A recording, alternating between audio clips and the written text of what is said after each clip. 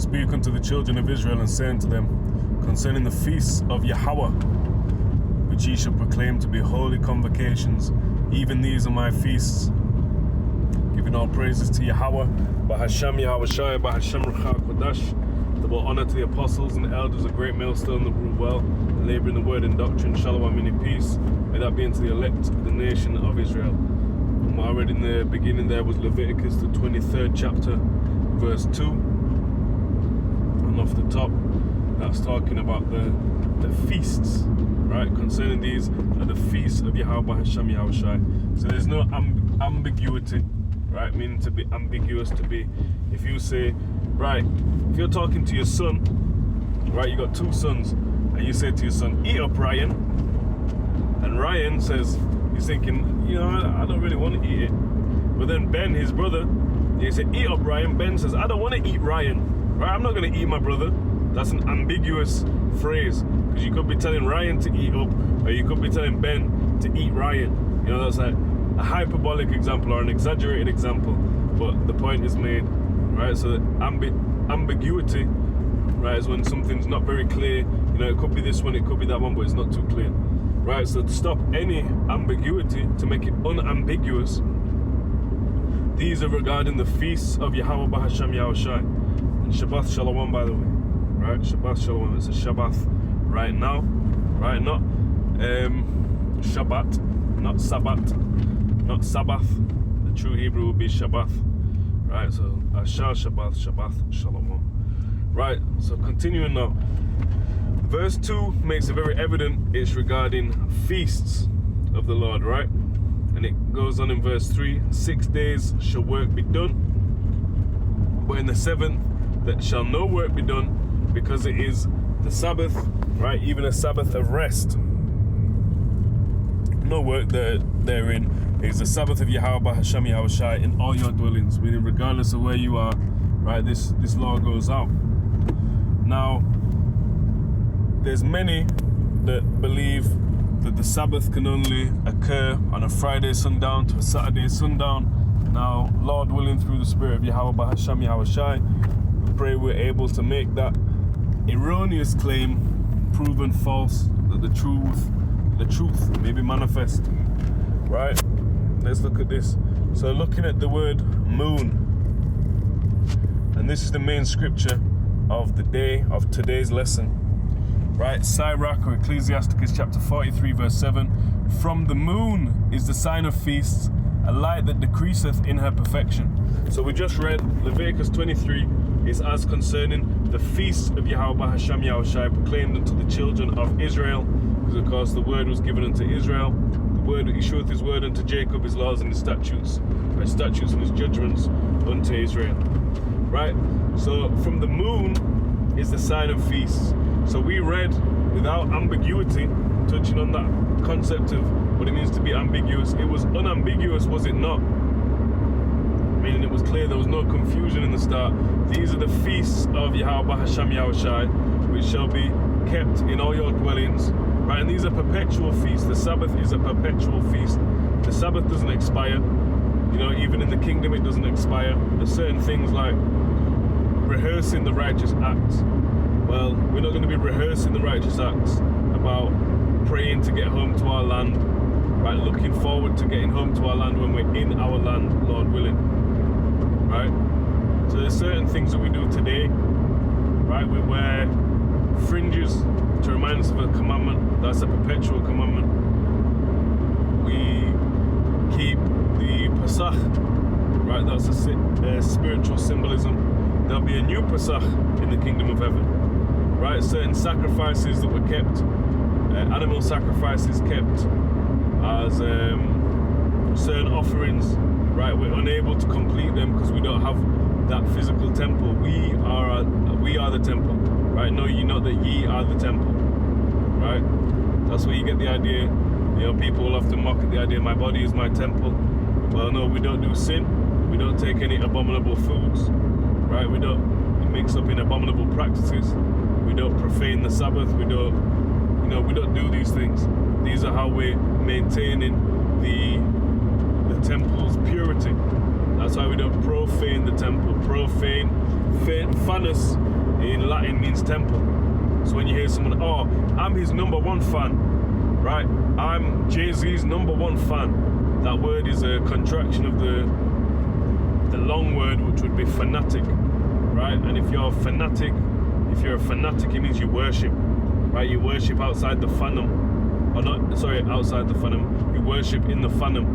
Fandom being temple, fandom or fanus being temple. So when you profane, you're outside of the temple, right? It's not worthy. Like people say, stop that profanity.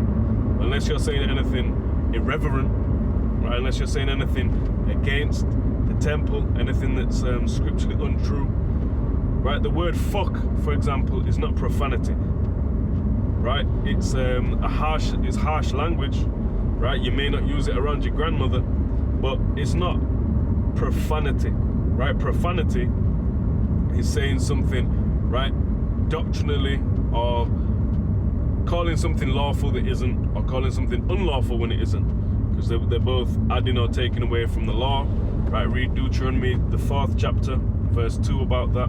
You shall not add to the law, neither shall you diminish aught from it. Similarly, Revelation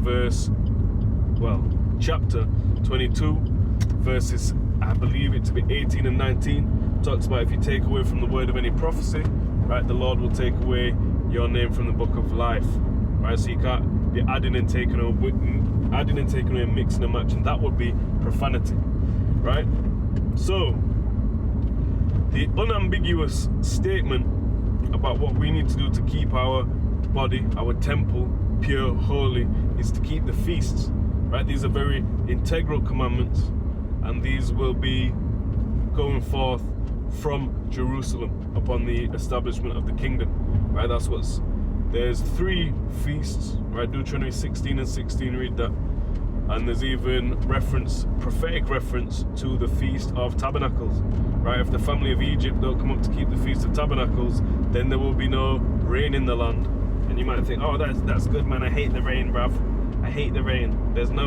I need more sun, right? That's cool. But when you don't have rain, you don't have crops. When you don't have crops, you have famine. You understand? All right, so there's a purpose to all things. Rain has a purpose. It might be, oh shit, it's raining, but guess what? That's how we're able to eat.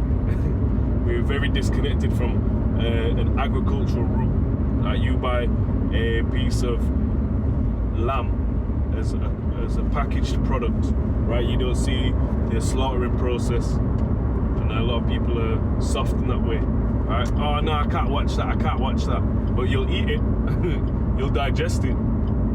And I'm not on some vegan shit, right? Eat meat. If meat is given to be received with thanksgiving, eat meat. Right? There's nothing wrong if someone does want to become a vegan, aside from Pesach, because you need to eat lamb. You know, if you want to avoid meat where it's not a commandment, you're allowed to do that, but don't make it a law, right? Don't make it a law. Don't command those to abstain from meats that are meant to be received with thanksgiving. Right, heading back to it now. So the Fanum, the temple, how we keep that is by keeping the feasts. And as I've said, there's certain ones that are even referenced prophetically. So the Sabbath being the key one, and I say key one because it's the most frequent, and I say it's the key one because it's the first mentioned. 6 days shall work be done, but in the 7th there shall no work be done in all your dwellings, for it is the Sabbath of rest. Right? That falls under the feasts. Right? Obviously, Leviticus 23 pertains to and contains the feasts. Now, the moon is the sign of feasts. So that is evidence that the new moon dictates what a Sabbath is. It says 6 days, and then on the 7th. Well, how do you dictate when the first day, the second day, the third day of the month it pertains to the new moon? Right? So the moon comes in, right? Well, that's your first day. The new moon, the first glimmer on a dark moon. Right? That's a new moon, a fresh moon. A light that decreaseth in her perfection. So that means when it's full, that's perfect. It's perfected. So new is the opposite, right? It increased in its, perfection. Another word for perfection is fullness, right, for the perfecting of the saints, right, to make them full. So the opposite of perfecting is to be, the opposite of perfecting or fullness is the newness, right? So the new moon dictates when the month starts, and that resets the week, right? So say you get to the 6th day of a month and then a new moon comes in, well, now it's the first day. Why? Because from the moon is a sign of feast, a light that decreaseth in her perfection. So you'll be looking at a Gregorian calendar, right? E's calendar. We always, this is the devil, this is this. He confused, he changed times. He thinketh to change times and laws. You can't change times because the Lord made a clock in the sky, right? The sun, the moon, the stars, the lesser and greater lights and the stars. That's the clock. And the law, right? The law is everlasting. The law is everlasting. The law don't change, right? Man change. The law don't change. So he seems to, he thinks or seems to change times and laws, but he didn't do that, right? He can't done. So guess what?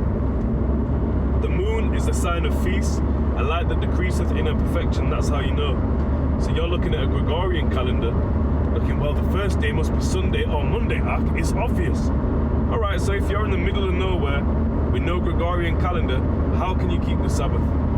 You can't, right? If you're dependent on a Gregorian calendar. Whereas if you're looking at the moon, when the new moon comes in, then you're saying, aha, the new moon. So the new moon is a feast in itself, right? The feast of the new moon, Chadash, right? Ashar Chadash for last week. And then you have Ashar Shabbath the following week, right? So you have 6 days in between. And then again, right now, sundown as of today is the Sabbath, right?